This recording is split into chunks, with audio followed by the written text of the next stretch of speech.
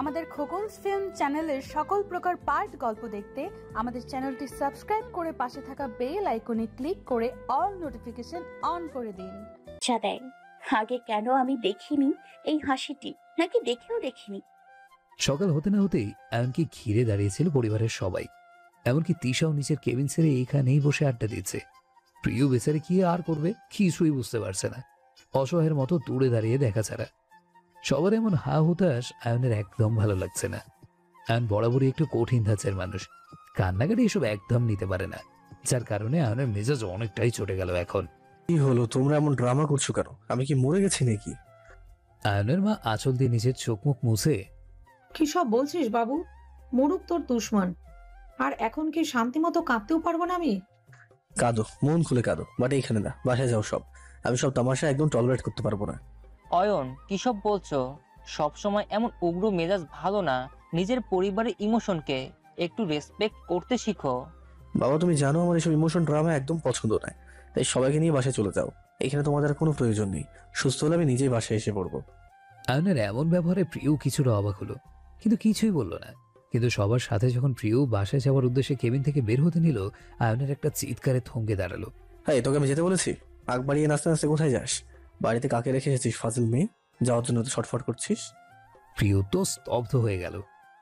কি বলে এই খবিস? কাল সারা রাত কত কান্নাকাটি করলাম যাতে এই লোকটার কিছু না হয়, আর এখন একটু সুস্থ হয়ে আমার উপরই তেজ দেখাচ্ছে। শালা হারামি একটা, মানুষ হবে না আর এই জীবনে। পুরো এক সপ্তাহ পরে আয়ন বাসায় এলো, আর এতে বাসা সবাই অনেকটা খুশি। কিন্তু আয়নের মুখে টেনশন ভরপুর। কারণটা ছিল, আয়ন এখনো জানতে পারেনি হামলাটা কে করিয়েছে, আর তিয়াসের সাথেই বা ওদের কি শত্রুতা, নাকি এটা জাস্ট শুরু। ওর ফ্যামিলি মেম্বারদের উপরও অ্যাটাক করে কেউ ওকে দুর্বল করতে চাইছে। আয়ন কিছুই বুঝতে পারছে না, পরবর্তী কি পদক্ষেপ নেবে তাও জানে না। তবে পরিবারের সবার কিছুদিনের জন্য বাইরে অবিরাম চলাফেরা আয়ন কারফিউ জারি করে দিয়েছে। প্রয়োজন ছাড়া কেউ বাড়ির বাইরে যাওয়া আসা করতেই পারবে না। একটা জিনিস খুব ভাবাচ্ছে আয়নকে, ওরা কেবল তিয়াসকে মারতে চেয়েছে, অথচ দিশাকে হাতও লাগায়নি। স্ট্রেঞ্জ। এসবের মাঝে একজনের হাল বেহাল হয়ে গিয়েছে, সে হলো আমাদের প্রিয়। আজকাল তো প্রিয় উঠতে বসতে খাইতে আয়নকে একটু বেশি গালাগালি করে, তবে তাও মনে মনে। যা একটু ক্রাশ খেয়েছিল আয়নের উপর, কিন্তু এই কয়েকদিনে আয়নের অত্যাচারে সব যেন চিবাগলি দিয়ে পালিয়ে গিয়েছে। আয়ন কখনো ইচ্ছে করে বা কখনো অনিচ্ছায় প্রিয়কে খুব জ্বালিয়েছে এই কয়েকদিনে। আয়নের খাবার হতে শুরু করে সবকিছু প্রিয়কে করতে হয়েছে। সব থেকে বিপাকে পড়েছিল আয়নের শরীরটা মুছতে গিয়ে। আয়ন যখন শুধু তোয়ালে পরে ওর সামনে বসেছিল, তখন প্রিয়র কলিজা গুর্দা মনে হয় সব শুকিয়ে গিয়েছে। এক বিশাল মরুভূমির তৃষ্ণা যেন ওকে ভর করেছে, অথচ ও 3 গ্লাস পানি খেয়েছে, তবু যেন শুকনো জমিটা একটু উর্বর হচ্ছে না। আয়ন প্রিয়র কাণ্ডগুলো বসে বসে খুব এনজয় করছে। একদিন রাতে তো প্রিয় মহা বিরক্ত হয়েছিল আয়নের উপর, যখন হঠাৎ আয়ন প্রিয়কে ঘুম থেকে ডেকে বলে, আমি বাথরুমে যাব। প্রিয় কিছুটা বিরক্ত হয়ে সেদিন বলেছিল, তো আমি কি করব? তোমাকে কোলে করে নিয়ে যাব, নাকি এখন আমাকে তোমার প্যান্টের চেনও খুলতে হবে? এরপর বড় কাজ সারার পর ধোয়াই দিতে হবে। আয়ন হাসতে হাসতে বলে, এখনো এতটা করুণ দিন আসেনি তোর। আর ডোন্ট ওয়ারি, আমার বাম হাতটি মনে হয় তোর উপর দয়া করে আল্লাহ সচল রেখেছে, তা না হলে ওটাও রাখতো না। অয়নদা একটু চিৎকার করে ওঠে, কত বাজে তুমি! ছি! সেদিন হসপিটাল থেকে যাওয়ার পর দিশা কেবল একদিনই এসেছিল তিয়াসকে দেখতে। এরপর এই মেয়ের আর কোনো খবর নেই। তিয়াস অনেকটা হতাশ হয়ে গেল দিশার এমন আচরণে।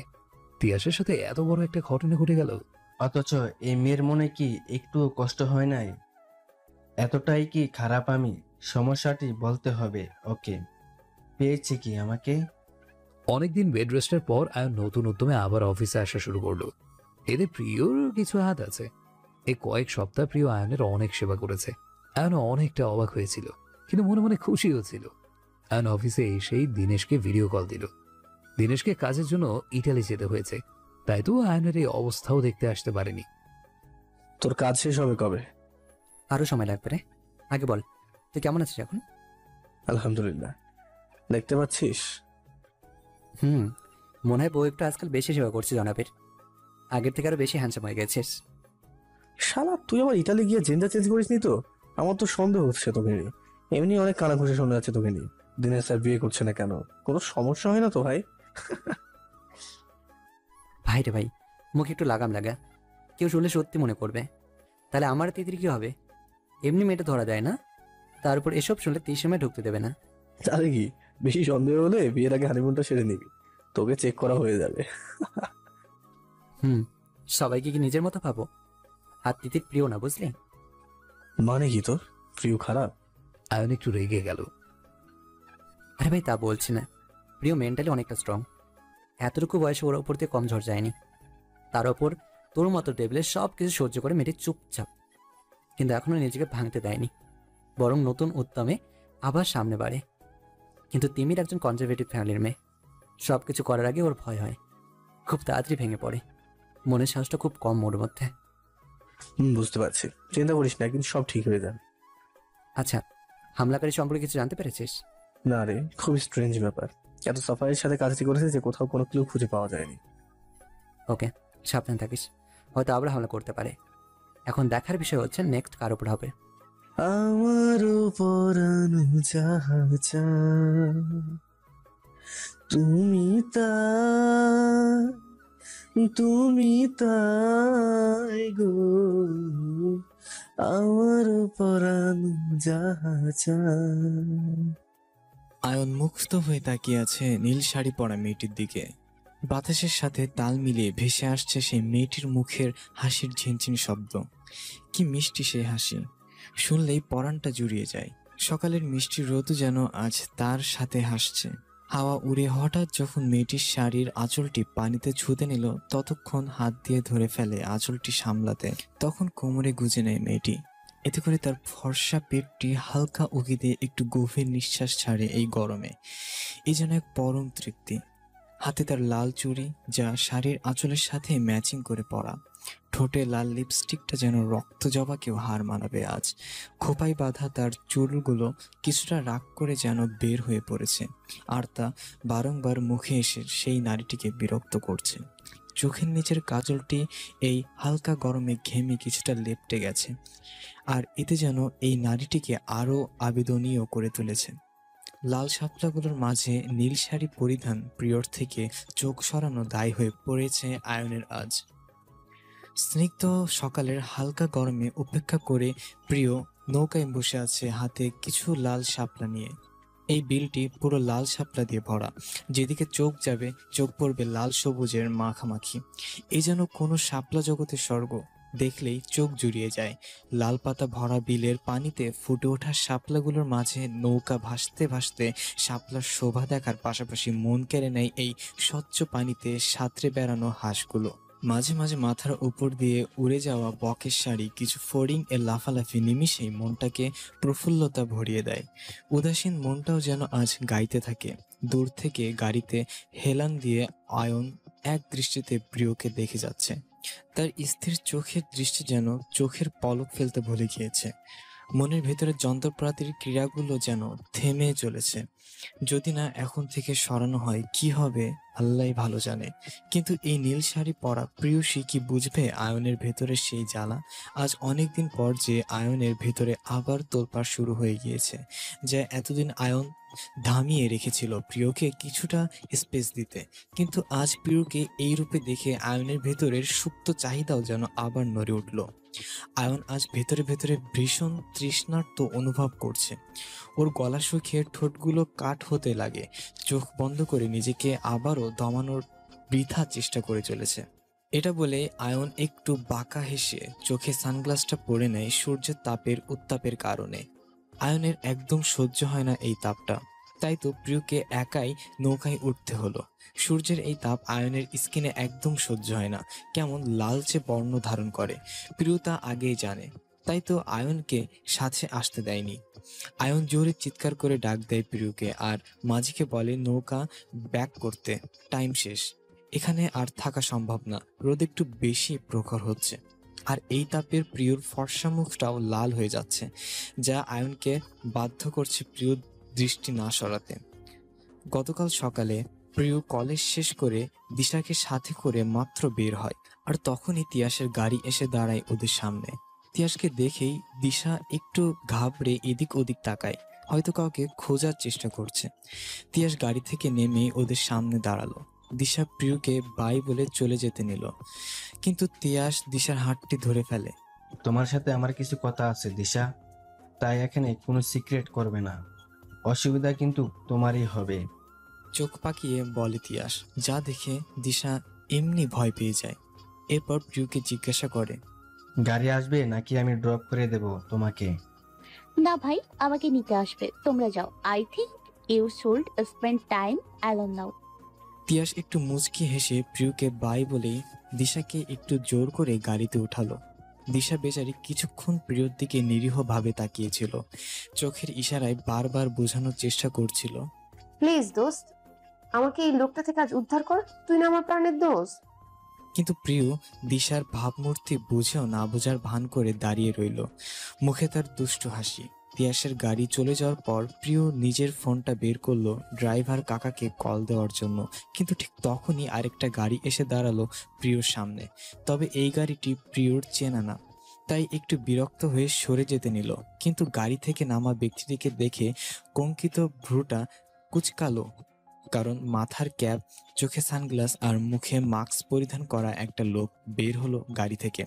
প্রথমে লোকটিকে চিনতে না পারলেও পরক্ষণে লোকটিকে চিনতে প্রিয়র একটুও সময় লাগলো না। মুখ দিয়ে বিরক্তকর কণ্ঠে বলল, রোহান।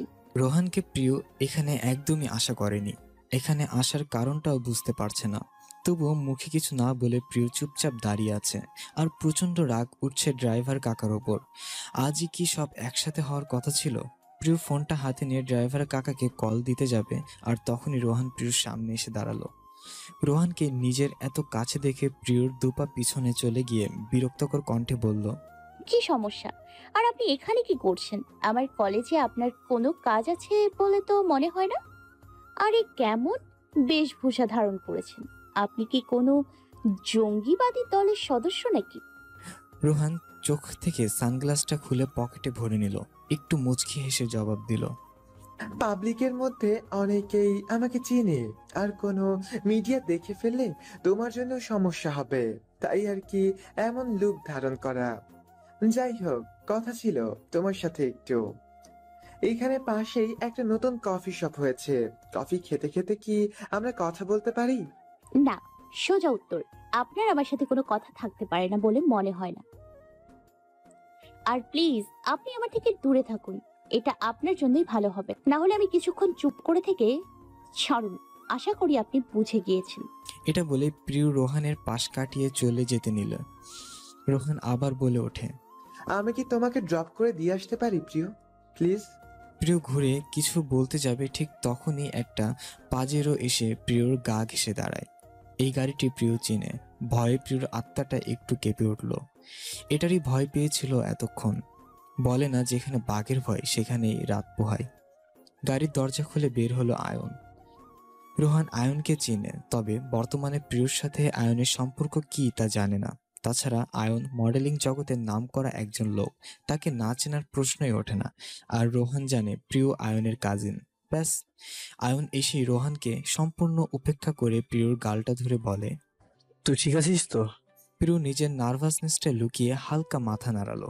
আয়ন প্রিয়কে এক হাতে জড়িয়ে গাড়ির দিকে নিয়ে যেতে নিল। রোহানের ডাকে তারা থেমে যায়, আর প্রিয় তখন মন চাইছিল রোহানকে ধরে কোনো গাড়ির নিচে ফেলে দিতে। এক মহা ঝামেলা। অনন্ত সেদিনই আমাকে শাসিয়ে বলেছিল রোহান থেকে দূরে থাকতে, তা না হলে রোহানের অবস্থা খারাপ করে ফেলবে। আর এই ছেলে নিজের বিপদ নিজেই ডেকে এনে বলছে, আয় ভাই আমাকে মার, শালা কুত্তা, যত মার আমার উপর পড়ে। আয়ন পিছনে ঘুরে রোহানের দিকে তাকালো, খুব প্লয়েটলি ভাবে জবাব দিল, কিছু বলার আছে আপনার মিস্টার রোহান? রোহান হেসে আয়নের কাছে এসে নিজের পরিচয় দিয়ে হাত মিলালো। আয়নও তা স্বাচ্ছন্দ্যে অ্যাকসেপ্ট করলো। প্রিয়র মুখে ভয় ফ্যাকাশে হয়ে গেছে। আয়নের এমন শান্ত রূপ সম্পর্কে খুব একটা পরিচিত নয়। আয়ন হাত দুটো প্যান্টের পকেটে ঢুকিয়ে শান্তভাবে বলল, বলুন মিস্টার রোহান, কি বলবেন?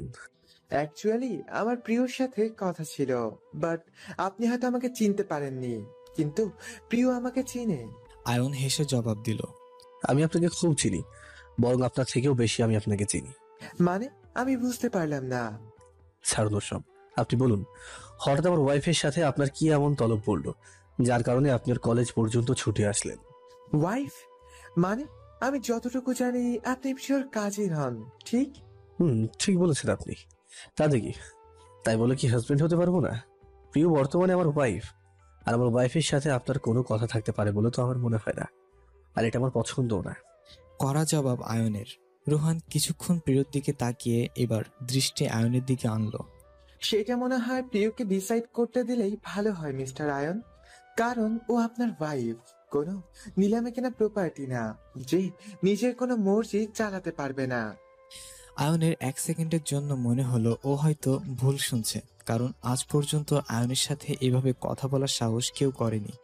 আর এখানে এই ছেলে 2 দিন হলো স্টার হয়েছে আর এখনই আয়নকে টেক্কা দিতে চায়। এসব ভেবে আয়নের রাগটা যেন বাড়তে লাগলো।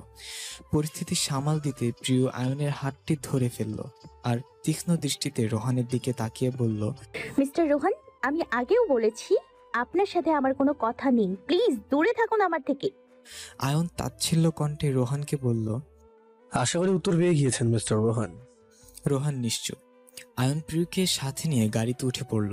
পুরো রাস্তায় আয়ন আর কোনো কথাও বলল না প্রিয়র সাথে। প্রিয় 1-2বার চেষ্টা করেছিল, কিন্তু হাতে কিছুই আসেনি। আয়ন প্রিয়কে বাড়িতে নামিয়ে দিয়ে আবার চলে গেল অফিসে। প্রিয় কিছুটা আপসেট হলেও মনে মনে ভেবে নিল রাতে বাসায় আসলে বুঝিয়ে বলবে সব। সেদিন রাতে আয়ন একটু দেরি করে বাসায় এসেছিল, আর এসে প্রিয়কে পড়ার টেবিলে ঘুমিয়ে থাকতে দেখে আয়ন একটু মুচকি হেসে প্রিয়র পাশে দাঁড়ালো। আর তখনই টেবিলের উপরে রাখা একটা চিরকুট চোখে পড়ল আয়নের। আয়ন চিরকুটটা খুলে দেখে এতে কিছু লেখা আছে। আই এম সরি অয়নদা, আমি সত্যি রোহানকে আসতে বলিনি। আমি জানি না ও আমার কলেজের ঠিকানা কোথায় পেয়েছে, প্লিজ বিলিভ মি। চিরকুট পড়ে অনেকটা শান্তি লাগছে আয়নের। সত্য বলতে ও চেয়েছিল এই ব্যাপারে কথা বলতে, কিন্তু তার আগেই প্রিয় ওর জবাব দিয়ে দিয়েছে। আয়নের মনটা খুশি হয়ে গেল। তাই আয়ন ডিসাইড করলো প্রিয়কে কাল সারপ্রাইজ দিবে। সারাদিন ওর এই মিষ্টি পরীটিকে নিয়ে ঘুরবে। অনেক আগে প্রিয় আবদার করেছিল আয়নের কাছে শাপলা বিল দেখতে যাওয়ার জন্য, কিন্তু তখন আয়নের প্রিয়র এমন আবদারকে একদম নাকচ করে দিয়েছিল। আর তাই প্রিয়কে সকালে জোর করে ঘুম থেকে তুলেই আজ শাপলা দেখাতে নিয়ে আসলো আয়ন। তিয়াস একটা লেকের পাড়ে গাড়িটি থামালো।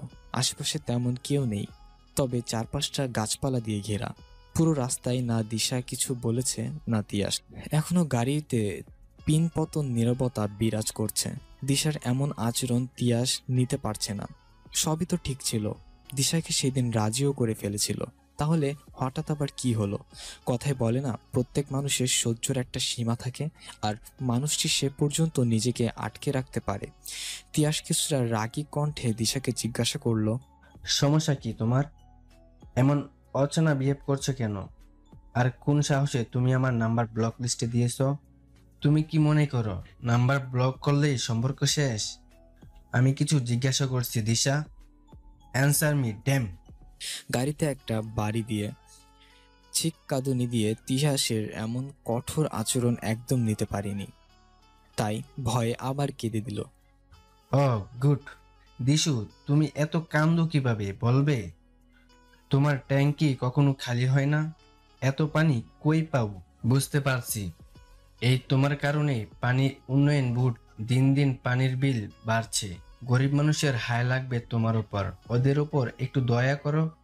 তিয়াসের টিটকারি মারার কথার দিশার মেজাজ আরও বিগড়ে গেল।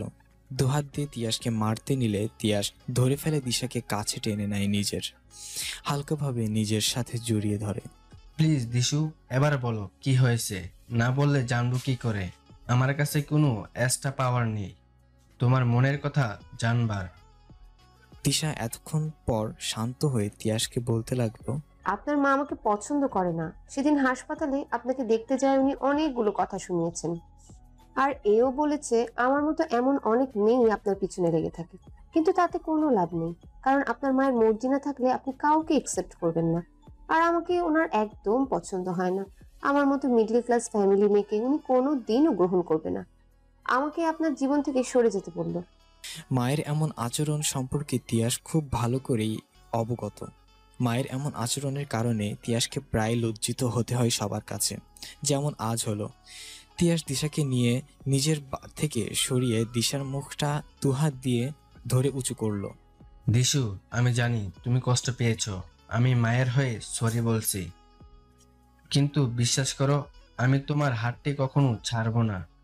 কখনো যদি বাধ্য হই তোমাকে ছাড়তে, তাহলে আমার লাইফে এই তুমিটা জায়গা অন্য কেউ নিতে পারবে না। এতটুকু কি বিশ্বাস করতে পারো? দিশা খুশি হয়ে তিয়াসকে জড়িয়ে ধরল।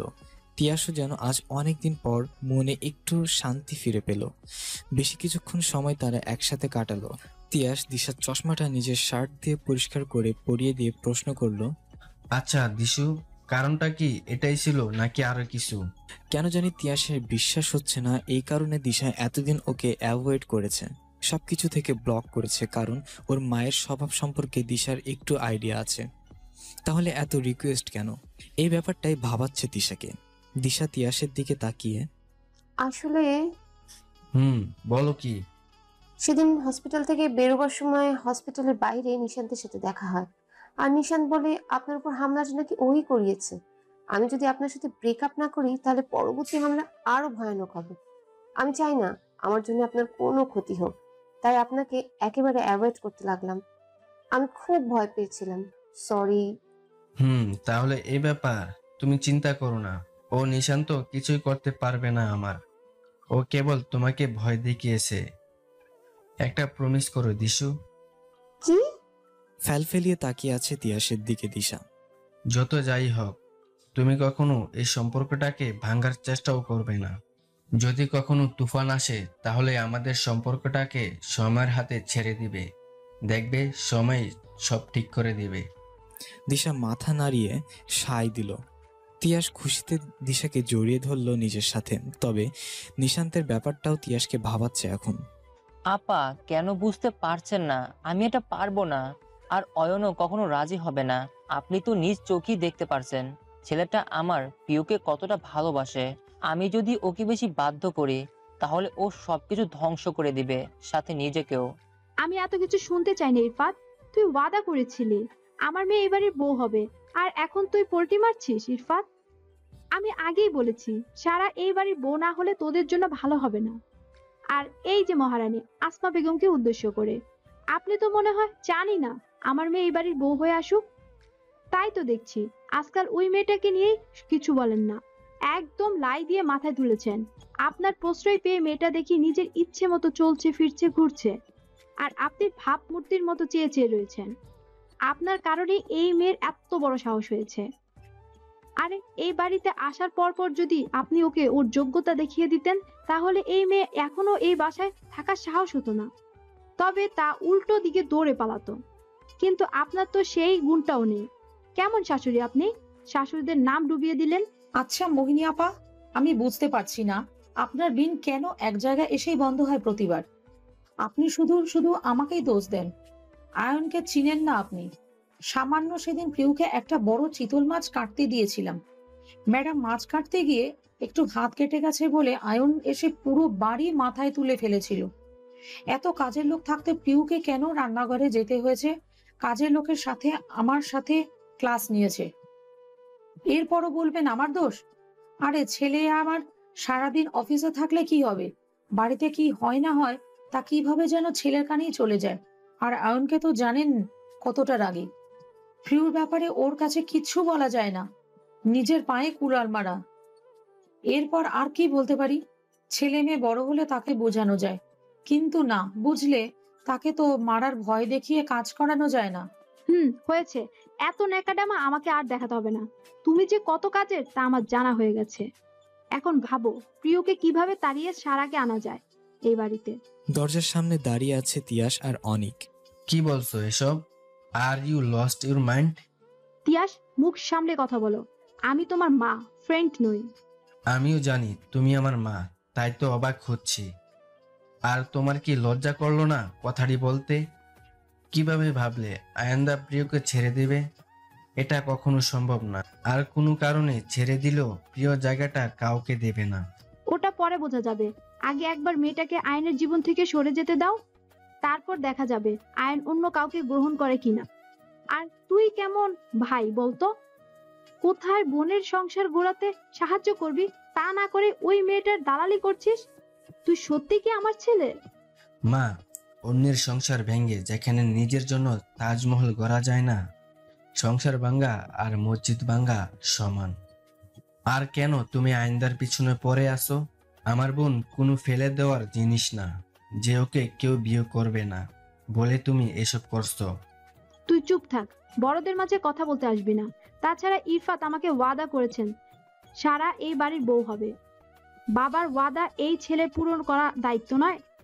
তিয়াস কিছু বলতে নিবে ওকে থামিয়ে অনিক ওর বাবা মাকে জিজ্ঞাসা করলো, কাহিনী কি এই ওয়েদার?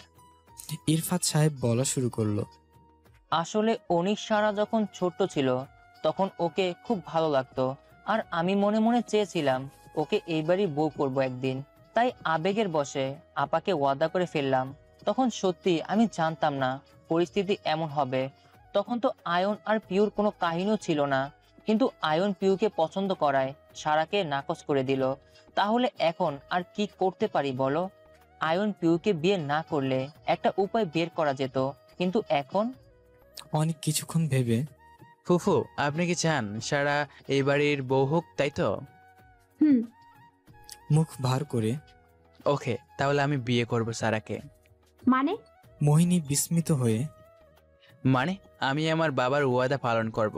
আমি বিয়ে করব, কিন্তু একটা শর্ত, আপনি দাদা আর পিউর লাইফ থেকে দূরে থাকবেন, ওদের সংসারের দিকে নজর দিবেন না। আর ইউ সিরিয়াসলি অনিক? না মানে আমি আসলে তুই কোনো চাপে পড়ে করিস না তো? নতিয়াস দেখ, আমার কোনো গার্লফ্রেন্ড নেই, তুই খুব ভালো করে জানিস। আমি কখনো কোনো রিলেশনও নিজেকে জড়াইনি। তাহলে আমার সারাকে বিয়ে করতে কোনো সমস্যা নেই। আজ না হয় কাল বিয়ে তো করতেই হবে, তাহলে সারা কেন না? না, এ কি করে হতে পারে? মোহিনী একটু চিল্লিয়ে, কেন হয় না মা? তুমি তো চাইলে এইমাত্র সারাকে এবারের বউ বানাতে, তাহলে সমস্যা কি এখন? উনিকে তো এবারের ছেলে। না মানে আমি তো তা না হলে এবারের স্বপ্নে ভুলে যাও মা, ওই আশা বাদ দাও। সারার বিয়ে হলে অনিকের সাথেই হবে, তা না হলে এবারের স্বপ্নে ভুলে যাও মা। ইরফাত সাহেব আর আসমা বেগম নীরবতা পালন করছে। কে কাকে বিয়ে করছে, কেন করেছে, এ তো সবই আজাইরা চিন্তা। এখন তারা ভাবতে চায় না, এই ঝামেলা মিটাতে পারলেই চলে। সারাদিন আজ প্রিয় অনেক আনন্দ করেছে। প্রিয়র সাথে আজ অয়নের যেন তার শৈশবকালের পুরনো স্মৃতিগুলো আরেকবার ফিরে পাওয়ার সৌভাগ্য পেয়েছে। সময়ের আড়ালে ঢেকে যাওয়া স্মৃতিগুলো আজ আবার উকি দিয়ে উঠেছিল। শৈশবের সোনালী রোদ্দুর আজ আবার সারা গায়ে মেখেছে আয়ন। ব্যস্ত নগরের এই ব্যস্ত শহরে চারিদিকে ইট পাথরে ঘেরা চার দেয়ালের মাঝে এসি রুম থেকে বের হয়ে আজ যেন মন প্রাণটা খুলে শ্বাস নিতে পারছে। প্রকৃতি হাওয়ার সাথে ভেসে আসা মিষ্টি ঘ্রাণটা নাকে এসে প্রাণ ভরে শ্বাস নিয়ে সকল ক্লান্তি দূর করে ফেলে নিমিষে। প্রত্যেকটি মানুষের মনের কোণে তার শৈশবকাল ঘাপটি মেরে বসে থাকে, অপেক্ষায় থাকে একটু উকি দেওয়ার সুযোগ খুঁজে। গাড়ি ছুটছে শহর থেকে দূরে। সারাদিনের ছোড়াছুড়িতে কিছুটা ক্লান্ত এসে ভিড় করেছে শরীরে, তবে মনটা যেন ফুরফুরে। প্রিয় রাতের শহরটিকে চোখ ভরে দেখেছে। আয়নের ফোনটা বারবার বেজে বন্ধ হয়ে যাচ্ছে, কিন্তু আয়নের যেন সেদিকে কোনো খেয়াল নেই। অয়নদা ফোনটা ধরো, কখন থেকে বেজে চলেছে, সমস্যা কি? আয়ন আর চোখে একবার প্রিয়কে দেখে, আবার সামনে তাকালো। আজ ফ্রেন্ডসরা লেট নাইট পার্টির আয়োজন করেছে, সবাই হয়তো এসে পড়েছে।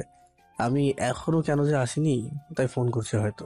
তাহলে তোমার ওখানে যাওয়া উচিত, তা না হলে সবার মন খারাপ হবে। না না, আমি যাবো না, লেট নাইট পার্টি হবে। তুই এমনি টায়ার্ড ফিল করছিস। তাহলে তুমি আমাকে বাসায় ড্রপ করে দিয়ে যাও, তাহলেই তো হলো। আয়ন কিছু বলবে তখনই ফোনটা আবার বেজে উঠল। এবার স্ক্রিনে দিনেশের নামটি ভেসে উঠল। আয়ন মুখে হাসি নিয়ে ফোনটি রিসিভ করে। কি রে শালা, তুই কবে আসলি? আজ সকালে। কিন্তু তুই এখন আসিসনি কেন? একবার এসে দেখ, চারদিকে কত পরি করছে, দেখি পাগল হয়ে যাবি। তাই নেই, তাহলে তো তিতিরকে একটা ফোন দিতেই হয়। কি বলিস? ওই পরি বাসায় থেকে কি করবে বল? পার্টিতে আসলে সবাই একটু দেখার সুযোগও পাবে। আর আমি খুন করবো তোকে? তুই আমার বন্ধু নামে দুশ্মন। আরে বাহ, তোমারটা দেখলে মানুষ খারাপ, আর তুমি পর নারী দেখলে কোনো সমস্যা নাই। মাম্মু, এটা কেমন আইন? ওই তুই তো লেকচার বন্ধ কর, আসবি কখন সেটা বল। পসিবল না রে, আজ ফ্রির সাথে বের হয়েছিলাম, এখনো আমার সাথে। সমস্যা কি? ওকে নিয়ে আয়। আরে এতদিন কাজিন হিসেবে পরিচিত দিয়েছিস ফ্রেন্ডদের সামনে, এখন আমাদের ভাবেই সে দিবি, চিন্তাবাদ দিয়ে চলে কিছুক্ষণের জন্য। আয়ন ফোনটা কেটে প্রিয়র দিকে তাকালো। সারাদিন ক্লান্তির চাপ তো আসছে মুখে, কিন্তু তবুও কতটা স্নিগ্ধ লাগছে প্রিয়কে। এই মেয়েটিকে সাধারণের মাঝেও অসাধারণ লাগে কেন, আয়ন আজও বুঝতে পারে না। তাই তো আয়ন বারবার না চাইতেও প্রেমে পড়ে যায়। আয়ন প্রিয়কে রাজি করে নিল নিজের সাথে যাওয়ার জন্য। অনিচ্ছা থাকা সত্ত্বেও প্রিয় পার্টিতে যেতে রাজি হয়ে গেল। পার্টিতে ঢুকতেই প্রিয়র মাথা ব্যথা আরম্ভ হয়ে গেল। এত লাউড মিউজিক আর চারিদিকে বিভিন্ন রঙের লাইট জ্বলছে। প্রিয়, তোর কি খারাপ লাগছে? তাহলে আমরা চলে যেতে পারি। না না না, সমস্যা নেই, এভাবে চলে গেলে সবার মনটা খারাপ হবে। আমি বরং ওখানকার সোফাতে গিয়ে বসি, তুমি সবার সাথে দেখা করো গিয়ে। আয়ন প্রিয়কে কর্নারের একটা সোফাতে বসিয়ে দিল। এখানে মিউজিকের সাউন্ড কম, তাই তুই এখানেই থাকবি, আমি না আসা পর্যন্ত কোথাও যাবি না, ওকে? প্রিয় মাথা নাড়িয়ে চুপচাপ বসে রইল। পার্টিতে সবাই একটু আর চোখে দেখছিল প্রিয়কে, আর একটু হাসাহাসিও করছিল। তাদের হাসার কারণটা সম্পর্কে প্রিয় খুব ভালো করেই অবগত, কারণ প্রিয় সকালে নীল শাড়িটা এখনো পরা, আর এই ধরনের পার্টিতে শাড়ি কে পরে। তাই প্রিয় একটু আনকমফোর্টেবল ফিল করছে। তখনই আয়ন এসে আবার হাজির হলো, সাথে আর কিছু ফ্রেন্ডদের নিয়ে। দিনেশকে প্রিয় আগে থেকেই চেনে, কিন্তু বাকি সবার সাথে তেমন পরিচয় নেই। আয়ন সবার সাথে প্রিয়র পরিচয় করিয়ে দিল। আয়নের বিয়ে সম্পর্কে অনেকেই জানে না, তাই প্রিয়কে দেখে বন্ধুরা টোন মারা শুরু করে দিল। ওই তুই বিয়ে করলি কবে রে? আর আমাদের দাওয়াত দিলি না কেন? এত টাকা কামাই করস আর বিয়ে করছিস চুপি চুপি। ভাই সব ঠিক আছে তো? আরে তেমন কিছু না, এমনি হঠাৎ এর ওপর হয়ে গেল, বলার সুযোগই পাইনি। বিয়ের দাওয়াত পাসনি তাতে কি, তোদের জন্য তো গ্র্যান্ড পার্টির আয়োজন করবো আমি, মন ভরে এনজয় করিস, ঠিক আছে? আয়নের অন্য এক ফ্রেন্ড ফারদিন সন্দেহ দৃষ্টিতে আয়নকে প্রশ্ন করলো। আয়ন মাহমুদ বিনা কারণে কোনো কাজ করে না, তাহলে বিয়ে? আর চোখে প্রিয়র দিকে তাকিয়ে একবার ভাবি আবার প্রেগন্যান্ট না তো?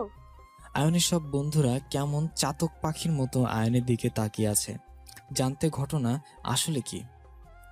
আর বেচারি প্রিয় এতগুলো ছেলের লাগাম ছাড়া কথাবার্তা শুনে ওর ফোলা গালের অংশটুকু লজ্জায় লাল হয়ে গিয়েছে।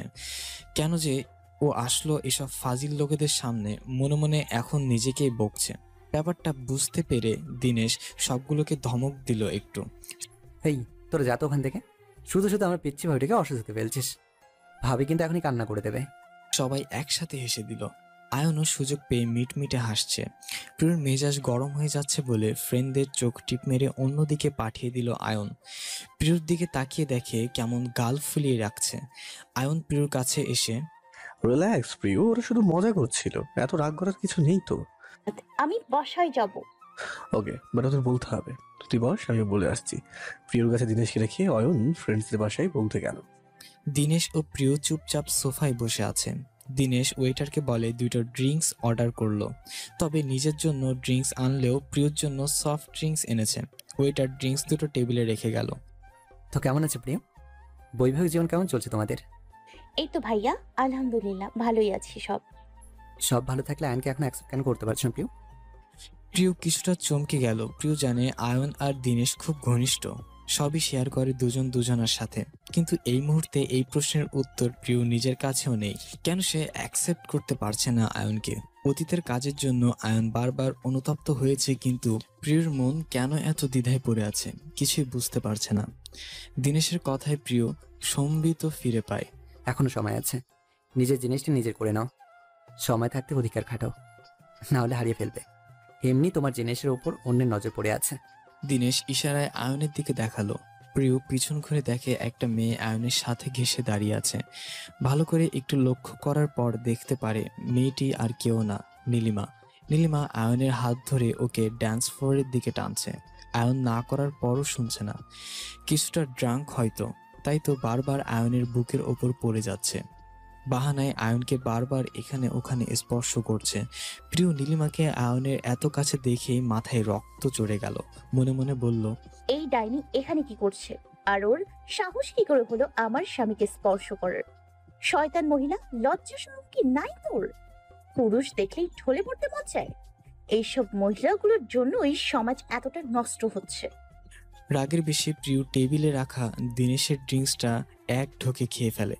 আর দিনেশ হা করে তাকিয়ে থাকা ছাড়া আর কিছুই করার ছিল না সেই মুহূর্তে। প্রিয় একটা হিচকি তুলে কেমন বোকা বোকা চেহারায় দিনেশের দিকে তাকিয়ে জিজ্ঞাসা করলো, এটা কি ছিল ভাইয়া? আমার না কেমন কেমন লাগছে। পিউ রিল্যাক্স, আই থিঙ্ক তোমার নেশা হয়ে গিয়েছে। দাঁড়াও, আমি আয়নকে ডেকে আনছি। আরে আমার এখনো নেশা হয়নি, কিন্তু কেন? ও মনে হয় কম খেয়েছে, আরো এক গ্লাস দেওয়া দরকার ছিল। সত্যি? তাহলে আমি আরো খাবো। পাশ দিয়ে ওইটার কারোর জন্য হয়তো ড্রিঙ্কস নিয়ে যাচ্ছিল, প্রিয় সেটা ছিনিয়ে নিয়ে খেয়ে ফেললো। আবারও বড় একটা হিচকি তুললো। এরপর চোখ ঘুরিয়ে আয়নকে খুঁজতে লাগলো। নীলিমার সাথে আয়নকে দেখে প্রিয় আবার রেগে উঠল। ঢুলু ঢুলু পায়ে এগিয়ে গিয়ে আয়নের সামনে দাঁড়ালো। আয়ন প্রিয়কে এই অবস্থায় দেখে 420 ভোল্টেজে ঝটকা খেলো। আয়ু ওকে প্রিয়? প্রিয় ঠোঁটটা উল্টিয়ে মাথা নাড়ে না। তুই ড্রিঙ্ক করেছিস? আমি তো কোক খেয়েছি, তিতা কোক। কিন্তু আমি তোমাকে আমার তিতা কোকের হিসেব কেন দিব? আগে বলো, এই ডাইনি এখানে কি করে? প্রিয়র কথা শুনে নীলিমা তেলে বেগুনে জ্বলে ওঠে। How deer you! আর তুমি আয়নের পিছনে পিছনে এখানে চলে আসছো? শাট আপ, বেশরম মহিলা। কি? আমি মহিলা? তোমার সাহস কি করে হলো আমাকে মহিলা বলার? You stupid girl! মারে, মহিলাকে মহিলা বলবো না তো কচি খুকু বলবো? ও আচ্ছা, তাহলে নিজেকে কচি খুকু মনে করেই আমার জামাইয়ের কোলে বসার প্ল্যানিং করেছিস। সাহস কি করে হলো তোর? হ্যাঁ, আর কখনো আমার স্বামীর আশেপাশে দেখলে কেটে কুচি কুচি করে শখ রেধে এলাকাবাসীকে মিলাদ পরিয়ে খাইয়ে দিব। আয়ন হা করে তাকিয়ে আছে, আসলে বুঝতে পারছে না কি বলবে ও। রাগ করবে প্রিয় ড্রিঙ্কস করার জন্য, নাকি খুশি হবে প্রিয় আয়নকে নিজের স্বামী বলে দাবি করছে শুনে। আর এদিকে দিয়ে দিনেশ সহ আয়নের বাকি বন্ধুরা প্রিয় আর নীলিমার ঝগড়াটা খুব এনজয় করছে। আয়ান, তুমি এমন হাঁ করে তাকিয়ে আছো কেন? তোমার বউ কিন্তু আমাকে ইনসাল্ট করছে। আরে রাগ তোর ইনসাল্ট! যার নিজের কোনো ইজ্জত নেই তার আবার মান সম্মান কিসের? হ্যাঁ, আর এই খবিস, হ্যাঁ, তুই এর সাথে আজকাল অফিসে নিশ্চয়ই কোনো ফষ্টি নষ্টি করিস। তাই তো বলি এখন আমার থেকে দূরে দূরে কেন থাকিস? আগে তো সারাক্ষণ আমার পেছনে পেছনে ঘুরতি, আর এখন আমাকে ভাও দিস না কেন? এই কেন? এই ডায়েরির জন্য? আমি সব বুঝতে পারছি এখন। রতে আয়নের এতক্ষণ পর হুশ এলো, আর সাথে সাথে প্রিয়র মুখটা চেপে ধরে হাত দিয়ে। তা না হলে এই মেয়ে আজ ওর ইজ্জতের কাচ্চি বিরিয়ানি বানিয়ে ফেলবে নির্ঘাত। দিনেশের দিকে তাকিয়ে চোখ রাঙিয়ে তাকালো। দিনেশ ইশারায় সরি বলে। ইচ্ছে করে করিনি দোস্ত। আয়ন ছাড় না ভাবিকে, আমরাও শুনি তুই কি কি করিস না আজকাল। বা আয়ন আর বলতে দিল না। শাট আপ গাইস, আর না, এমনি আজ অনেক হয়েছে, তোরা আবার শুরু করিস না, তাহলে এই পাগলিটাকে সামলানো যাবে না। আয়ন প্রিয়কে কোনো রকম মুখ চেপেই বাহিরে নিয়ে এলো, কিন্তু প্রিয়কে শান্ত করতে পারছে না। হাত পা ছোড়াছুটি করছে আয়নের আবদ্ধ থেকে মুক্ত পেতে। একে নিয়ে গাড়ি চালানো যাবে না। আয়ন বুঝতে পারছে না এতটুকুতে এই মেয়ে এত মাতাল কি করে হলো। আয়ন উপায় না পেয়ে দিনেশের গাড়িতে উঠে দিনেশকে কল করলো। হঠাৎ গভীর রাতে তারবিহীন মুঠোফোনটা বেজে উঠল। তিতি কিছুটা বিরক্ত হয়ে ঘুম ঘুম চোখে না দেখেই ফোনটা রিসিভ করে নিল। ঘুমের মধ্যে বিরক্ত একদম পছন্দ না তিতির, কিন্তু কেউ যদি দরকারে ফোন করে থাকে তাই কিছু না ভেবেই আননোন নাম্বার সত্ত্বেও রিসিভ করে নিল। কানের কাছে ফোনটি নিয়ে কয়েকবার হ্যালো হ্যালো বলার পরও যখন অপর পাশ থেকে কোনো রেসপন্স পাচ্ছিল না, তখন খানিকটা বিরক্ত হয়ে ফোনটা রেখে দিতে নিল। কিন্তু তখনও কানে একটা চেনা পুরুষালী কণ্ঠে ভেসে আসলো। খুব পরিচিত এই কণ্ঠ। তিতিরের ঘুমটা মুহূর্তেই উড়ে গেল। নিঃশ্বাসটা ভারী হতে লাগলো। পরিচিত কণ্ঠটি আরো একবার শোনার জন্য প্রচন্ড আগ্রহে ফোনটা কানের কাছে সেট করে রাখলো। মনটা চাতক পাখির মতো ছটফট করতে লাগলো আরো একবার তার কণ্ঠ শুনতে। কিন্তু ফোনের অপর পাশের লোকটি খুবই নির্দয়। তিতিরকে জ্বালাবার জন্য একদম চুপ করে রইল। দিনেশ তিতিরের বাড়ির সামনে গাড়ি পার্ক করে বসে আছে। ফোনের অপর পাশে বসে থাকা তিতির এর অনুভূতির গভীর নিঃশ্বাসগুলো এলোমেলো প্রতিধ্বনি এই নিস্তব্ধ রাতে ফোন বেশ অনুভব করছে। ওর খুব ভালো লাগছে, তাই চুপ করে আছে। দিনেশ জানে দিনেশ ফোন না কাটলে তিতিরও কাটবে না, বরং সারা রাত অপেক্ষা করবে। তবুও এই মেয়ে মুখ দিয়ে একটা ফোঁটাও কথা বলবে না। কিন্তু দিনেশের যে অনেক কিছু বলার আছে, অনেক কিছু বোঝার আছে, তাই নীরবতা ভেঙে দিনেশ বলল, আমি নিচে ওয়েট করছি তোমার জন্য, নিচে আসো। ফোনের ওপাশ থেকে রিপ্লাই আসছে না। দিনেশ অপেক্ষা করছে তিতির এর জবাবের। কিছুক্ষণ পর মিষ্টি কণ্ঠে একটা মেয়ে বলতে লাগলো, অনেক রাত হয়ে গিয়েছে, কেউ দেখলে আমি এখন আসতে পারবো না। দিনেশ মুচকি হেসে গাড়ির সিটে হেলান দিয়ে একটু আরামে বসে চোখ দুটো বন্ধ করে ফেলল। এরপর আবার বলা শুরু করলো, আমি খুব ক্লান্ত তিতির। এই ব্যস্ত শহরে ব্যস্ত মানুষগুলোর সাথে ভালো থাকার অভিনয় করতে করতে আমি পরিশ্রান্ত। আমার এই ক্লান্ত রাতে প্রশান্তি তুমি। জানো তিতির, ভেতরটা খুব জ্বালাপোড়া করছে আজকাল। সইতে এখন খুব কষ্ট হয় তোমার থেকে দূরে থাকতে। আমি জানি না তুমি কি করে নিজেকে এতটা নিয়ন্ত্রণ করে রাখতে পারো, কিন্তু আমি যে পারছি না। আমার এই নিঃস্ব জীবনে তোমাকে খুব বেশি করে প্রয়োজন তিতির। তুমি নির্দয় হতে পারো না, কিন্তু আমি জানি আমার তিতির নির্দয় না। সে আসবে তার এক বিন্দু জল নিয়ে আমার ভেতরে সব কষ্টগুলো নিবারণ করতে। আমি অপেক্ষা করব তার জন্য। এটা বলেই দিনেশ ফোনটা কেটে দিল। চুপ করে বসে সময় গুনছে দিনেশ। ও জানে তিতির আসবে, নিজের জন্য না, দিনেশের জন্য না, বুকের ভেতরে যে ছোট্ট মনটা আছে তার জন্য, যা কারোর কথা শোনে না, জাত ধর্ম উঁচু নিচু কিছুই বুঝতে চায় না। ভীষণ বেয়ারা এই মন। কেন যে কথা শোনে না? তাহলে তো এত কষ্ট পেত না। পাক্কা 30 মিনিট পর তিতির আসলো। পরনে তার এখনো রাতের পোশাক। ওড়না দিয়ে মুখটা ঢেকে কোনো রকম তাড়াহুড়া করে বাড়ির বাইরে এসে দেখে বাড়ির সামনেই দিনেশের গাড়িটি দাঁড় করানো। তিতির ঝটপট করে গাড়ির দরজাটা খুলে বসে কোনো রকম ভন্তি ছাড়াই দিনেশকে তাড়া করতে লাগলো। কি বলবেন তাড়াতাড়ি বলুন, কেউ দেখলে কেলেঙ্কারি লেগে যাবে। কিন্তু তিতির বুঝতে পারেনি দিনেশের মনে কি চলছে। দিনেশ তিতিরকে কিছু না বলেই গাড়িটি স্টার্ট দিল, যা তিতির একদমই আশা করেনি। দিনেশের এহেম কাণ্ডে প্রচণ্ড রেগে গেল তিতির। গাড়ি গিয়ে থামালো একটা লেকের পাড়ে। তিতির সারা রাস্তায় টেনশন আর রাগে একটা কথাও বলেনি দিনেশের সাথে। হঠাৎ গাড়ির দরজা খোলার শব্দে তিতির সম্ভিত ফিরে পায়। দিনেশ দরজা খুলে ওর সামনে একটা হাত দিয়ে ইশারা করছে হাতটি ধরে গাড়ি থেকে নামতে। তিতিরের প্রথমে ইতস্তত হলেও পরে কিছু একটা ভেবে দিনেশের হাতে নিজের হাতটি রাখে। পুরো লেকটি খুব সুন্দর করে সাজানো হয়েছে। লেকের মাঝে বসার ব্যবস্থা করে খুব সুন্দর করে লাইটিংও করা হয়েছে, সাথে লাল সাদা লাভ শেপের বেলুন দিয়ে চারপাশটা খুব সুন্দর করে সাজানো হয়েছে। দিনেশ তিতিরের হাতটি ধরে হাঁটা ধরল বাঁশ দিয়ে তৈরি রাস্তাটিতে। এটা চারপাশেও একইভাবে সজ্জিত। তিতির যতই সামনে বাড়াচ্ছে ততই অবাক হচ্ছে। সামনে একটি গোল টেবিল রাখা, টেবিলের মাঝখানে একটা কেক রাখা, দুপাশে দুটো চেয়ার। একটু সামনে এগোতেই কেকটির উপরে লেখা ভেসে উঠল তিতিরের, হ্যাপি বার্থডে মাই ডিয়ার তিতির। তিতির অবাক হয়ে দিনেশের দিকে তাকালো। ও নিজেই ভুলে গিয়েছিল ওর জন্মদিনের কথা, অথচ এই মানুষটির সব মনে আছে। মূলত দিনেশ এই কারণেই এত তাড়াহুড়ো করে দেশে ফিরেছে আজ। ও কিছুতেই আজকের দিনটি মিস করতে চায়নি। ক্যান্ডেলটি জ্বালিয়ে তিতিরকে আরো অবাক করে পিছন দিয়ে হালকা জড়িয়ে ধরে। তিতির হাতের ওপরে হাত রেখে কানে কানে ফিসফিস করে বলে উঠল, হ্যাপি বার্থডে মাই লাভ। আর এতেই তিতির যেন শেষ। সামনের কোনো কিছুর প্রতি তিতির আর কোনো খেয়াল নেই। দিনেশ এত কাছে আসায় তিতির কেমন নিজস্ব হয়ে পড়েছে। মনে মনে নিজেকে সব থেকে খারাপ গালিগুলো দিল। কেন বারবার এতটা দুর্বল হয়ে যায় ও এই মানুষটাকে দেখলে? এতটা বেহায়া কেন আমি বারবার নিজেকে হারিয়ে ফেলি এই মানুষটার মাঝে? দিনেশ ও তিতির কেক কেটে দুজন দুজনকে খাইয়ে দিল। তিতিরকে অবাক করে দিয়ে দিনেশ নিজের পকেট থেকে একটা সাদা পাথরের ডায়মন্ড রিং বের করে।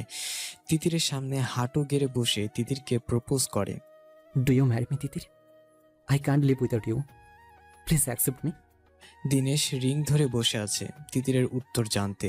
অজানা একটা ভালো লাগা কাজ করলো তিতিরের মাঝে দিনেশের কথাগুলো শুনে। হাজার মেয়ের ক্রাশ এই ছেলেটি শুধু ওকে ভালোবাসে, ওকে পেতে চায়, যা ভাবলেই অবাক লাগে। নিজেকে খুব লাকি মনে হলেও মুহূর্তেই নিজেকে আবার সামলিয়ে ফেলে, কারণ তিতির জানে এই সম্পর্কের কোনো পরিণতি হবে না। সমাজ ধর্ম কেউ এদের মেনে নেবে না। সবাই উপেক্ষা করে এই সম্পর্কে জড়াতে সম্পর্কটাও কখনো একটা পবিত্র নাম দিতে পারবে না। অনেক কিছু ভেবেই চোখ দুটো বন্ধ করে দীর্ঘ একটা নিঃশ্বাস নিয়ে তিতির দিনেশকে না বলে দেয়। মুখের উপর এমন না তিতির আগেও বলেছে, কিন্তু আজ যেন একটু বেশি রুটলি লাগলো নাটা দিনেশের। চোখ মুখ শক্ত করে দিনেশ তিতিরের দিকে তাকালো। হোটেলের সাদা ধবধবে চাদর বিছানা, বেডের ওপর পা দুটো ঝুলিয়ে প্রিয় অর্ধমাতাল হয়ে শুয়ে আছে। মাথায় ওর অদ্ভুত চিন্তাভাবনা ঘুরঘুর করছে। সারা রাস্তায় আয়নকে প্রশ্ন করতে করতে কান দুটো ঝালাপাড়া করে দিয়েছে। আয়ন রেগে কিছু বলতে যাবে, তখনই টুপ করে আয়নের গালে একটা কিস করে দেয়। সেই মুহূর্তে আয়ন নিজের সব অনুভূতিগুলো চেপে ধরে তাকিয়েছিল প্রিয়র দিকে। আজ আয়নের রাগ উঠছে না, অভিমানও হচ্ছিল না। প্রিয় ছোঁয়ায় ওর শরীরটা বরং আবার যেন জেগে উঠছিল। রাত বাড়ছে, চারিদিকে নিস্তব্ধতা তাই জানিয়ে দিচ্ছে। রাতের এই আঁধারের সাথে সাথে আয়নের ভেতরের অস্থিরতাও যেন বেড়ে যাচ্ছে। রুমের লাইটগুলো বন্ধ, চাদরের আবছা আলোতে ব্যালকনিতে দাঁড়িয়ে আয়ন প্রিয়র দিকে তাকিয়ে আছে। বাতাসে জানালার সাদা পর্দাগুলো উড়ে এসে আয়নকে কিছুটা বিরক্ত করছে। প্রিয় হঠাৎ কি মনে করে উঠে বসলো আর সামনে দাঁড়ানো ব্যক্তিটিকে দেখে কিছুটা ভড়কে গেল। হাত উঠিয়ে শাসিয়ে বলতে লাগলো, ওই কি দেখিস এভাবে? আমি কি পাগল নাকি জোকার? এভাবে তাকিয়ে আছিস কেন? চোখ উঠিয়ে তোর গুটি খেলবো। আবার তাকালে আমার দিকে। প্রিয় মনে হয় নিজের মধ্যে নেই, কোনো রকম ঢলতে ঢলতে আয়নের কাছে এসে দাঁড়ালো। চোখগুলো অলরেডি কেমন ঘোলাটে হয়ে গিয়েছে প্রিয়র। আয়ন বুঝতে পারছে প্রিয় হার্ড ড্রিঙ্কস করেছে, তাই নিজেকে সামলাতে পারছে না, আর এখন আবল তাবল বুকে যাচ্ছে। প্রিয় ঢুলে পড়ে যেতে নিল, আয়ন ততক্ষণ ধরে ফেলে নিজের বুকের সাথে জড়িয়ে ধরে। আয়নের বুক থেকে নিজেকে তুলে প্রিয়র উষ্ণ হাত দিয়ে আয়নের গাল দুটো ধরে খুব যত্নের সাথে চোখে চোখ রেখে বলে, কেন করলে আমার সাথে এমন? একটু কি আমাকে বুঝতে মন চায়নি তোমার? একবার কি বিশ্বাস করা যায়নি আমাকে? আমি ভাবতাম তুমি আমাকে সব থেকে বেশি জানতে, কিন্তু সেই তুমি আমাকে বিশ্বাস করলে না। একবার বিশ্বাস করে কাছে এসে ভালোবেসে আমাকে ডাকতে আমি সাড়া না দিয়ে কি পারতাম বলো? কিন্তু তুমি সব সময় তোমার জিদ আর ইগোর কারণে আমাকে কষ্ট দিতে। তাহলে বলো কিভাবে ভালোবাসি তোমায় এখন আমি? আমার ভয় হয় জানো, ভীষণ ভয় হয়। তুমি যদি আবার আমাকে ছুঁড়ে ফেলে দাও, আবার আমাকে ভুল বুঝো, আবার আমাকে একা ফেলে চলে যাও, তাহলে আমি কি করব বলো? অজান্তে প্রিয়র কণ্ঠে ভেসে উঠছিল প্রিয়র ভেতরের কষ্টগুলো দলা বেঁধে, যা এতদিন চেপে রেখেছিল নিজের মাঝে। আয়নকে বলতে সাহস পায়নি, কিন্তু আজ প্রিয় নিজের না বলা সব অনুভূতিগুলো প্রকাশ করতে ব্যস্ত আয়নের কাছে। আজ সব বলবে, নিজের অভিমানের ঝুড়িটি আয়নের কাছে সঁপে দিবে। আয়ন চুপ হয়ে প্রিয়র মুখের অভিব্যক্তিগুলো খুব মন দিয়ে শুনছিল। আয়ন তো চায় প্রিয় বলুক, ওর নিজের মাঝে লুকানো না বলা হাজারো কথাগুলো বলুক। আয়ন শুনতে রাজি। আর আজ মেঘ না চাইতেই বৃষ্টির মতো যেন আয়ন পেয়েও গেল। কমপক্ষে জানতে তো পেরেছে প্রিয়র ভেতরে চলছে কি। আয়ন নিজের শক্ত দুহাতের তালিতে প্রিয়র মুখটা ধরল। শুধু একবার বিশ্বাস করে দেখ, এবার এই জীবন আর কখনো তোর হাতটা ছাড়বো না। শুধু একবার সুযোগ দিয়ে দেখ ভালোবাসে, তোকে কখনো নিরাশ করবো না। শুধু একবার কাছে টেনে নিই আমায়, আমি তো সব কষ্টগুলোকে নিজের মাঝে শুষে নেব। কখনো তোকে একা ছাড়বো না সোনা। শুধু একবার আমাকে অ্যাকসেপ্ট করে দেখ, তোর সব অভিযোগ দূর করে দেব, তোর অভিমানের ঝুড়িটা আমি খালি করে দেব। শুধু একবার আয়ন বলে ডাক, তোর মুখে নিজের নামটি শুনতে আমি অধীর আগ্রহ নিয়ে বসে আছি। বল সোনা, একবার কি পারবি আমায় ক্ষমা করতে? আমি সব ঠিক করে দেব। আয়নের ভেতরের পীড়াগুলোর সাথে ওর অনুতপ্ত যেন প্রিয় দেখতে পারছে আজ, তবুও কেন জানি ভরসা করতে পারছে না। হঠাৎ আয়নের হাতের বাঁধন থেকে নিজেকে ছাড়ানোতে ব্যস্ত হয়ে পড়ল প্রিয়। ছাড়ো আমাকে, তুমি একটা বাজে খবিশ লোক। নিজের যখন যা মন চাইবে তাই আমাকে করতে বাধ্য করো। কখনো আমার অনুভূতি জানার চেষ্টা করনি। ছাড়ো আমায়। আমি বলবো না কখনো ভালোবাসি, বলবো না। কি করবে খরুশ? আয়ন প্রিয়কে আরো কাছে টেনে নিল। এবার কিন্তু বেশি বেশি হয়ে যাচ্ছে প্রিয়। কি বেশি? হ্যাঁ কি? তুমি যা বলবে তাই হবে, না হবে না। কি করবে? আয়ন কিছু না বলে প্রিয়র গলায় মুখ গুজে দিল। প্রিয় কোমরটা ধরে আরো কাছে টেনে নিল। বল প্রিয়, আমি যখন তোকে এইভাবে স্পর্শ করি তোর ভালো লাগে না? বল না, আমার স্পর্শগুলো তোকে কি ভীষণ পীড়া দেয়? যেখানে ভালোবাসা না থাকে সেখানে শরীরের চাহিদাও থাকে না, তাহলে কেন আমার স্পর্শে তুই কেঁপে উঠিস বারবার? আমাকে বাধা দেওয়ার শক্তিটুকুও হারিয়ে ফেলিস। বল। আমি আস্তে আস্তে গলা ছেড়ে নিচে নেমে আসছি। আমি কি এগোবো প্রিয়? তোর মন সায়না দিলে আমি থেমে যাব, কিন্তু একবার এগুলোর বাধা মানবো না, বলে দিলাম কিন্তু। প্রিয় নিশ্চুপ। প্রতিবারের মতো এবারও প্রিয় কিছু বলতে পারল না। তবে আয়নের ছোঁয়ায় প্রিয় পাগল হয়ে যাচ্ছে, নিজেকে সামলাতে চেয়েও পারছে না। এই কেমন অনুভূতি, কেন এমন লাগছে? প্রিয়র নেশার ঘোরে যেন হঠাৎই কমে যেতে লাগলো। প্রিয়র চুপ থাকাকে হা মনে করে আয়নকে প্রিয়কে দুহাতে তুলে নিল। প্রিয় আজ আর বাধা দিল না।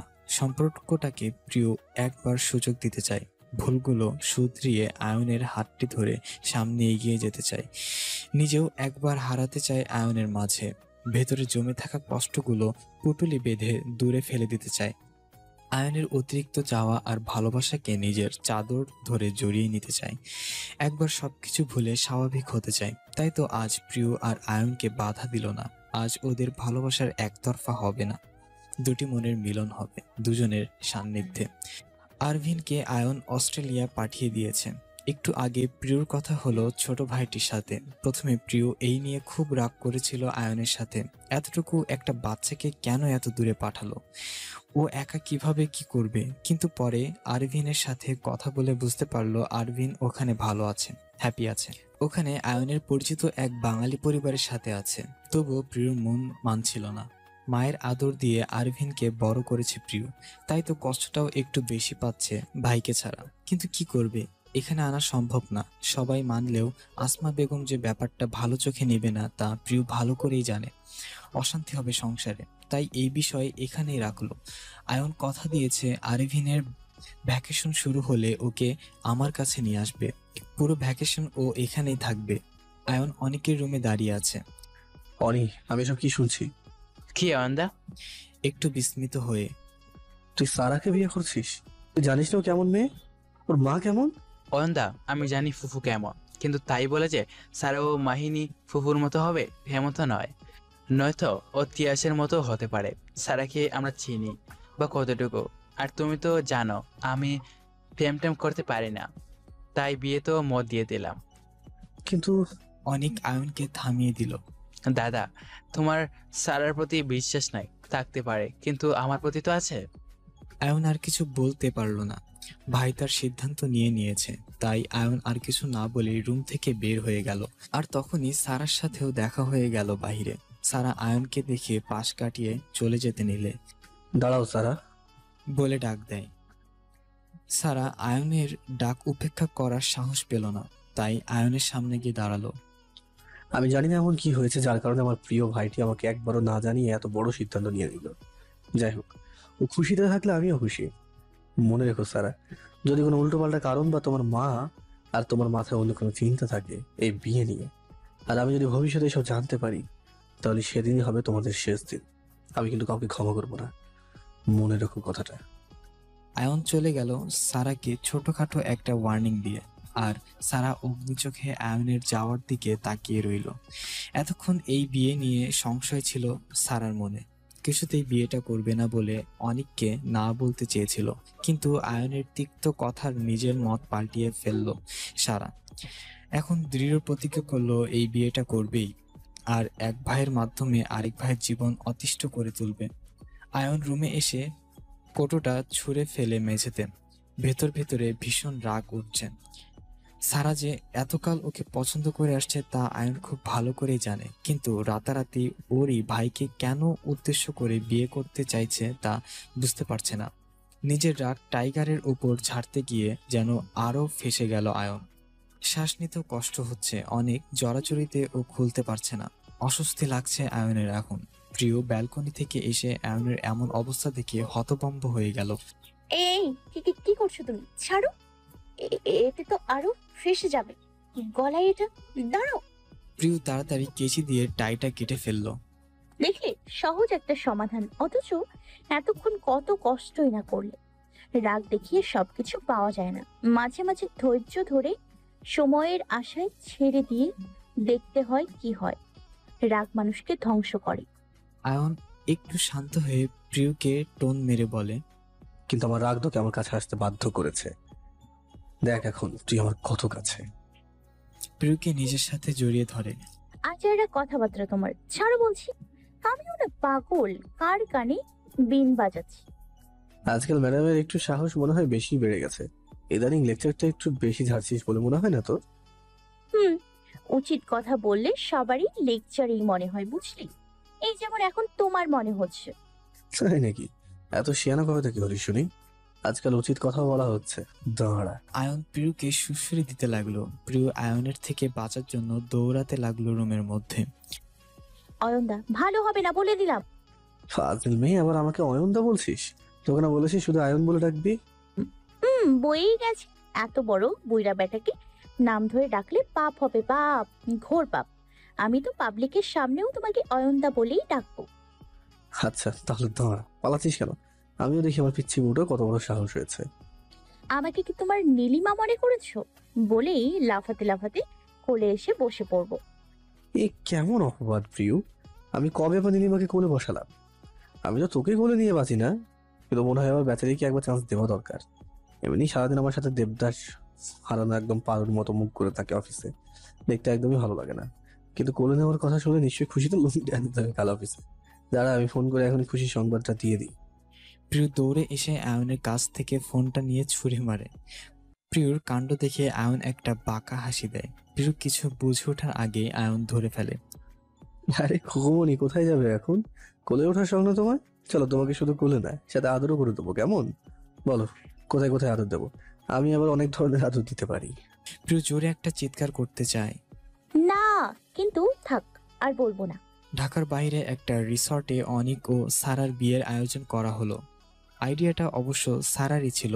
ওর নাকি ইচ্ছে দুপরিবার একসাথে সকল প্রোগ্রাম আয়োজন করুক। যেহেতু দুপরিবারের সবাই একই ফ্যামিলি, তাহলে আয়োজন ভিন্ন ভিন্ন কেন? আয়ন ছোট ভাইয়ের বিয়ের আয়োজনে কোনো ত্রুটি রাখছে না, সবকিছু নিখুঁতভাবে নিজেই পর্যবেক্ষণ করছে। তবে এসব ফ্যামিলি প্রোগ্রামের প্রতি আয়নের নিজেরও কোনো ইন্টারেস্ট নেই। ওর কাছে এসব কেন জানি একটু বোরিং লাগে। সারাদিন ব্যস্ত থাকায় আয়ন প্রিয়কে একবার চোখে দেখেনি। খুব রাগ উঠছে আয়নের এখন। আমি না হয় ব্যস্ত ছিলাম, কিন্তু এই মেয়ের কি একবারও মনে হয়নি আমার একটু খোঁজ নেওয়া দরকার? কি কপাল আমার, এত হ্যান্ডসাম স্বামীকে কেউ একা ছাড়ে? ওর জায়গায় অন্য কোনো মেয়ে হলে তো আঁচলে বেঁধে রাখতো, অথচ এই মেয়ের কাছে আমার কোনো কদরই নেই। আয়ন নিজের দুঃখগুলো নিজের কাছে রেখে খুঁজতে লাগলো প্রিয়কে, কিন্তু সারা রিসর্ট খুঁজেও আয়ন প্রিয়কে দেখতে পেল না। তাই ক্লান্ত হয়ে নিজের রুমে চলে এলো। সোফায় আরামে একটু বসে দু চোখ বন্ধ করে মনে মনে ভাবছে, বিয়ে শাদী এত পেড়া কেন যে মানুষ নেয় আল্লাহ জানে। আমার মতো কাজী দেখে দুজন সাক্ষীর সামনে বিয়ে করবে, শেষ। ঢাকঢোল পিটিয়ে মানুষকে জানানো যে কি প্রয়োজন যে আজ আমার বিয়ে। উফ। আয়নের মাথাটা ব্যথা করছে, তার উপর প্রিয়কে খুঁজে পায়নি বলে মেজাজও বিগড়ে যাচ্ছে। হঠাৎ আয়ন অনুভব করছে একটা বিড়াল ছানা আয়নের কোলে এসে বসে ওকে জড়িয়ে ধরছে। তবে এটা একটা বড় বিড়াল ছানা, কি নরম ধরতে। মুহূর্তে আয়নের মুখে হাসি ফুটে উঠল। নিজের দুহাত দিয়ে আয়ন নিজের সাথে শক্ত করে জড়িয়ে ধরল সেই নরম বিড়াল ছানাটিকে। চোখ বন্ধ রেখেই প্রিয়কে জিজ্ঞাসা করলো আয়ন, কোথায় ছিলি? সারা রিসর্ট খুঁজে এলাম আমি। মিথ্যু, আমি তো ছাদেই ছিলাম। ও, কিন্তু আমি তো ছাদ চেক করিনি, তাই হয়তো তোকে দেখতে পাইনি। কি করছিলি ছাদে এই সময়? আজ রাতে এঙ্গেজমেন্টের পর ডান্স পার্টির আয়োজন করেছে, সবাই সবার পার্টনারের সাথে নাচবে। প্রিয় কপাট রাগ দেখিয়ে আয়নের চোখ পাকিয়ে। আয়ন। প্রিয় মুখে নিজের নামটা শুনলেই আয়নের কেমন নেশা লেগে যায়, এক অদ্ভুত ভালো লাগা কাজ করে। হঠাৎ প্রিয় আয়নের গলায় দুহাত জড়িয়ে আহ্লাদি সুরে বলল, শোনো না, আমার না এখন করতে মন চাইছে, প্লিজ আসো না, আমরা একবার করি এখন। তুমি পূরণ করবে না বলো? তুমি না করলে কে করবে? 5টা নয় 10টা নয়, একটা মাত্র স্বামী আমার। আমার চাওয়া পাওয়ার দিকে একটু খেয়াল রাখো। একবার করি দরজা লাগিয়ে। আজকের পর আর কোনো দিনও করতে বলবো না। এবার হাঁ করে দাও না, বাকিটা আমি শিখিয়ে দিব। লজ্জা পর কিছুই নেই, সবাই করতে পারলে আমরা পারবো না কেন? এই বিষয়ে ধারণা থাকলেই চলবে, খুব মজা হবে। একবার করে দেখো, তুমি অনেক এনজয় করবে। তোমার তো পারার কথা, তাহলে বলো, করবে আমার সাথে? লাস্ট বার। আয়নের ব্রেনের গতিবিধি চলন্ত ঘোড়ার মতো ছুটছে, দিক বেদিক হয়তো কিছুই দেখছে না। সেরা উপসেরাগুলো রক্ত চলাচল যেন স্বাভাবিক থেকে বেশি কাজ করছে। কি বলছে কি প্রিয়? এসব কি সত্য? এই মেয়ে কি বলে? আর কি করতে হবে না মানে কি? একেবারে কি হবে এবার? আমার তো ওকে বারবার চাই। ওর এসব কথায় আমি আরো তৃষ্ণার্ত হতে শুরু করে দিয়েছি। আর এইসব কথার মানে কি? হ্যাঁ, ও কি আবারও পালানোর ধান্দায় আছে নাকি? কি হলো, কথা বলছো না কেন? আর এমন দেখাচ্ছে কেন তোমাকে? আসলে আমি। আয়ন ঘামছে, এসি রুমে থাকা সত্ত্বেও আয়ন ঘামছে, কি সাংঘাতিক। দেখো, না বলবে না। সবাই সবার পার্টনারের সাথে নাচবে। তাহলে আমি কি আচার বানাবো? তুমিও নাচবে আমার সাথে, ঠিক আছে? এরপর আর কখনো বলবো না, শুধু একবার। তুই এতক্ষণ ড্যান্সের কথা বলছিলি? কেন, তুমি কি মনে করেছিলে? আয়ন এক ঝটকায় প্রিয়কে কোল থেকে নিচে ফেলে দিয়ে উঠে দাঁড়ালো। কি করলে এটা? কি করলে এটা? আয়ন ট্রি টেবিল থেকে পানির গ্লাসটি নিয়ে এক ঢোকে সব শেষ করে দিল, তবুও যেন গলাটা শুকিয়ে আছে। প্রিয় পাশে এসে দাঁড়িয়ে, কি হলো তোমার? এমন বিহেভ করছো কেন? চুপ ফাজিল মেয়ে, আমার 12টা বাজিয়ে বলে এমন করছো কেন? আমি তো কি না কি মনে করেছিলাম। আর তুই কান খুলে শুনে রাখ, আমি কোনো ড্যান্স ফ্যান্স করতে পারবো না, ইম্পসিবল। আর দ্বিতীয়বার আমাকে এসব বলবিও না। তাহলে আমি কার সাথে করবো? প্রিয় মুখটা ফুলিয়ে, জানি না। আয়ন একটু চিল্লিয়ে, আচ্ছা ঠিক আছে, তুমি অন্য কোনো পার্টনার খুঁজে নিব। আচ্ছা ঠিক আছে, আমি অন্য কোনো পার্টনার খুঁজে নিব। তার হাতে হাত রেখে পায়ের সাথে পা মিলিয়ে ডান্স করব, কি বলো? থাপড়াইয়া তোর সব দাঁত ফেলে দেবো বেয়াদব মাইয়া কথাকার। হাত পা ভেঙে ঘরে বসিয়ে রাখবো, অন্য কারোর সাথে দেখলে না খুন করে ফেলবো পুরো। ঠিক আছে, আমি বুঝতে পারছি বয়স হয়ে গিয়েছে, তাই হয়তো ভয় পাচ্ছ ডান্স করতে গিয়ে। পরে আবার কোমর না ভেঙে যায় এই ভেবে। কিন্তু এত চিল্লাচ্ছ কেন? আমি কালা নাকি? আয়ন কোমরে হাত দুটো রেখে চোখ পাকিয়ে প্রিয়র দিকে তাকালো। মানে কি তোর? আমি বুড়ো? প্রিয় মুখ চেপে হাসছে, কিছু আর বলল না। ওর খুব মজা লাগছে আয়নকে এভাবে রাগাতে। হঠাৎ আয়ন প্রিয়র কোমরটা ধরে টান দিল নিজের দিকে। প্রিয় গিয়ে আয়নের বুকে পড়ল। আয়ন প্রিয়র মুখে নিজের বুড়া আঙুল দিয়ে স্লাইড করে বলল, ওকে মিসেস মাহবুব, আজ রাতে পার্টিতে দেখা যাবে। আপনি এবার এই বুড়োকে দেখে বেহুশ হয়ে যাবেন না তো? দুর্বল হার্টের মানুষ হলে সাবধান থাকবেন। আয়ন প্রিয়কে ছেড়েই মুচকি হাসতে হাসতে রুম থেকে বের হয়ে গেল। আর এদিক দিয়ে প্রিয় ভাবছে, বেশি করে ফেললাম নাকি? এই লোক যে কিছু একটা ঘাবলা করবে তা নিশ্চিত, কিন্তু কি, দেখা যাক কার বুকের আগুন জ্বলে আছে। নিজের ডেস্কে বসে ছটফট করছে তিতির। কেবিনে এখন কি চলছে তা ভেবেই অস্থির লাগছে। লরিন নামক একজন নামকরা মডেল এসেছে ইটালি থেকে। দেখতে যেমন সুন্দর তেমনি হট। ছেলেরা কি অফিসের, মেয়েরাও ছোটখাটো ক্রাশ খাইছে লরিনকে দেখে। নতুন প্রজেক্টের ব্র্যান্ড অ্যাম্বাসিডার লরিন। তাই তো প্রায় 1 ঘন্টা ধরে লরিন দিনেশের কেবিনে বসে কথা বলছে। হয়তো লরিনের কাজগুলো দিনেশ ভালো করে বুঝিয়ে দিচ্ছে। তিতির একবার গিয়েছিল কেবিনে কফির বাহানায়, কিন্তু দিনের সাথে সাথে ওকে রুম থেকে বের করে দিল। লরিনের সামনে এমন বিহেভ করায় তিতির একটু কষ্ট পেল, কিন্তু এই কষ্ট থেকে বেশি কষ্ট হচ্ছে এটা ভেবে একটি সুন্দরী মেয়ে, শুধু সুন্দরী বললে ভুল হবে, বিশ্ব সুন্দরী মেয়ে দিনেশের সামনে বসে আছে। কেউ সত্যি বলেছে মেয়েরা হিংসুটে হয়, বিশেষ করে নিজের থেকে সুন্দর কাউকে দেখলে সহ্য হয় না, যা এখন তিতিরের সহ্য হচ্ছে না। এটাই বাস্তব। বেশি কিছু সময় পর দিনেশ লরিনের সাথে নিয়ে হাসতে হাসতে কেবিন থেকে বের হলো। অফিসের সবাই তাদের দিকেই তাকিয়ে আছে। লরিনও যে দিনেশের ওপর ক্রাশ খেয়ে বসে আছে তা কিছুটা ওর কার্যকলাপে তিতির অনুবাদন করতে পারল। দিনেশ তিতিরকে সম্পূর্ণ ইগনোর করে লরিনের সাথে চলে গেল।